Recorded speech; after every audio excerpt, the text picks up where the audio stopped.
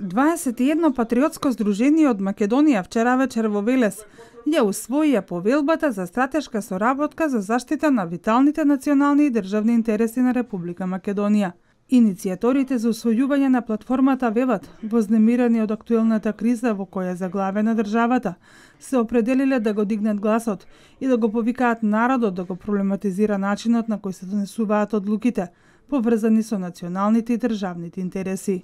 Да го продолжиме аманетот на оние историски личности од Македонија, кои го положиле својот живот за денеска да живееме во слободна и независна Република Македонија.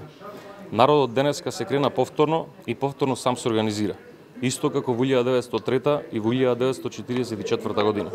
Свеста кај македонецот проработува повторно, бидејќи државата е во опасност од некои структури кои што сакаат да ја свиткаат кичмата. Ние застануваме на браникот на татковината и дека сме подготвени со сите средства да ја браниме Република Македонија, која е единствена матична држава на македонците. 21-то македонско патриотско здружение, потписник на оваа платформа, бара прашањата како ќе се владее во Македонија, да се решаваат во Македонија, не во соседните центри, Брисел или на друго место. Сите здруженија, кога треба да испаднеме во одбраната на државата, ќе се организираме, ќе се координираме, ќе соработуваме, али сепак секој здружение ќе биде самостојно за себе. Сега е време да се обединиме во овие тешки моменти за Македонија. Значи не е важи ова само за здруженијата, за патриотските здруженија, тука имаме и бранители, Бедем, например, има и други бранители.